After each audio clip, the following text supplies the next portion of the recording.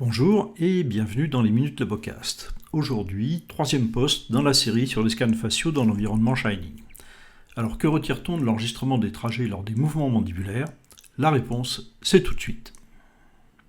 Eh bien, deux options majeures. L'une prothétique, puisque nous allons enfin pouvoir programmer les articulateurs virtuels des logiciels de CAO qui restaient juste alors mal utilisés ou inutilisés. Et l'option diagnostique à partir de l'analyse des tracés obtenus. Dans l'étape précédente, nous avons effectué un suivi des mouvements mandibulaires à partir de plaquettes extra-orales. L'étape suivante est de réaliser un nouveau scan facial avec le visage au repos. La corrélation va être établie avec le scan du visage équipé des plaquettes extra-orales, que nous voyons faire ici de manière automatique. Et comme les lèvres ont peu bougé avec ce système, la corrélation est très importante sur beaucoup de surfaces. Ensuite, on indique les points correspondant aux condyles à droite et à gauche.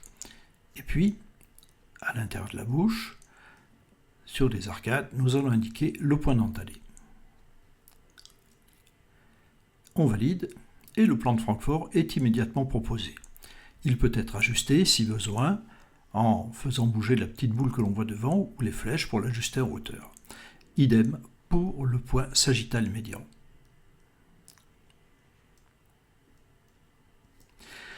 Alors la face des arcades s'inscrivent désormais dans un repère orthogonal constitué du plan de Francfort, du plan sagittal médian et d'un plan frontal coronal.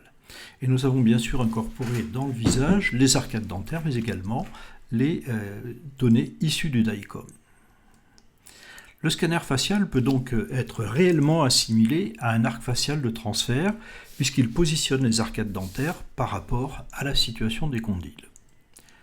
Et dans ce repère tridimensionnel, des valeurs angulaires ont été déterminées par rapport au plan de Francfort. Et bien il est temps de nous mettre un petit pouce bleu, de vous abonner, de cliquer sur la cloche pour évidemment ne pas manquer nos prochaines parutions.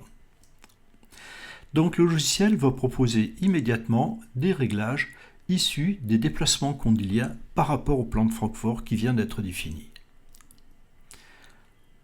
Et ces réglages vont pouvoir être injectés dans le logiciel de CAO pour programmer automatiquement les boîtiers condyliens comme nous le voyons simulé ici. Bien évidemment, il n'est pas question d'aller changer tous ces curseurs avec la souris. Toutes ces valeurs qui ont été enregistrées sont insérées automatiquement.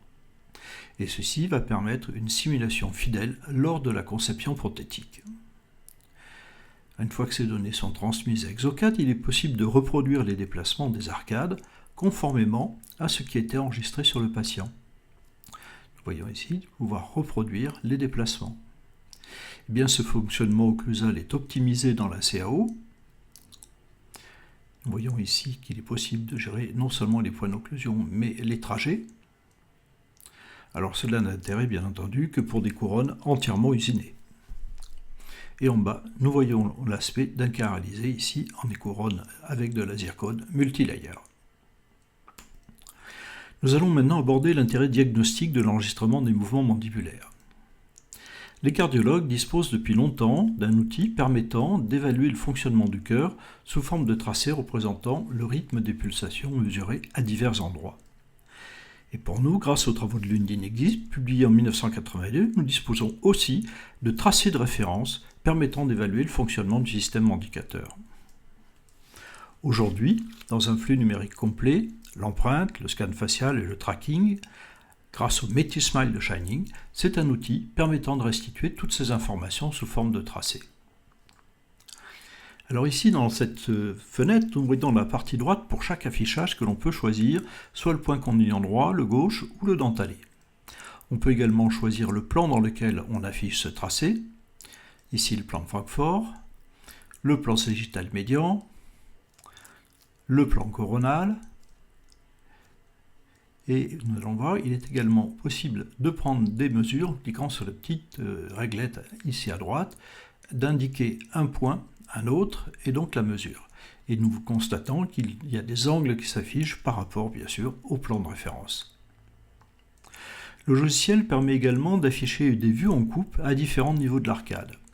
Nous allons définir ici une ligne au niveau de la molaire et voir s'afficher la coupe dans cette zone. Et lors des mouvements, nous verrons comment se déplacent les arcades dans ce plan de coupe. Donc un affichage complémentaire. Nous allons déplacer le plan au niveau des canines et vérifier ce qui se passe à ce niveau-là. Alors, il faut reconnaître que dans ce logiciel, le positionnement du plan de coupe n'est pas très pratique et cela mériterait vraiment d'être amélioré. C'est pas formidable. Alors voyons maintenant les trajets correspondant aux différents mouvements. Premièrement, ouverture-fermeture. Souvenez-vous que le logiciel demande de faire une ouverture et une fermeture, pas plus. Les autres trajectoires, propulsion, avec le reflet dans les parties droites, déplacement condylien du dentelé. Déduction gauche, avec un côté travaillant, un côté non travaillant. Déduction droite, là aussi, côté gauche travaillant, côté droit non travaillant. Un rapport de l'examen peut être édité. Nous retrouvons dans ce rapport les mesures du déplacement du dentelé, trajectoire du point incisif, donc dans les divers mouvements, les mesures de déplacement des condyles et les pentes condyliennes, ce sont ces valeurs qui sont injectées dans l'articulateur virtuel, ainsi que les tracés dans les différents mouvements. Ce rapport est donc éditable en PDF et donc gérable de la façon que l'on souhaite ensuite. Sur ce sujet, le cycle masticatoire, ici, un coup à droite, un coup à gauche, et le mouvement de Posselt, nous allons voir, c'est un mouvement qui est très complet et qui renseigne sur les amplitudes maximales. Ça part d'une propulsion, d'une ouverture maximale et d'une fermeture en OIM. Déplacement maximal sur la droite, sur la gauche, à chaque fois retour en OIM, et ensuite un petit mouvement de rétrusion vers la relation centrée. Nous venons de l'observer ici sous différents angles.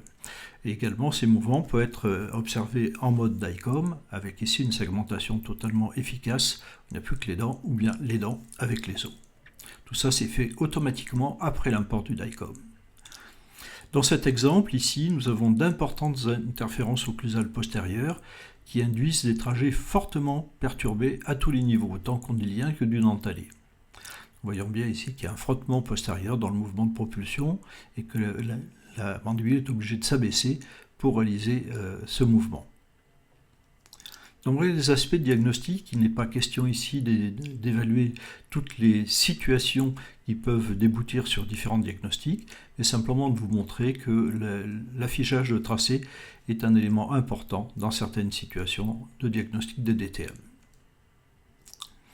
Alors que faut-il entretenir? Eh bien, un premier point très important, c'est que le scan facial joue le rôle d'arc de transfert en positionnant les modèles à bonne distance de l'arc de rotation bicondylien. Deuxièmement, que l'enregistrement des mouvements mandibulaires permet de programmer les articulateurs virtuels et logiciels de CAO, donc un intérêt prothétique marqué. Enfin, que l'analyse des tracés condyliens et du point dentelé permet d'évaluer la santé du système manducateur. Voilà, c'est tout pour aujourd'hui. Abonnez-vous.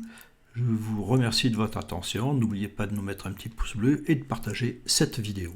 À très bientôt.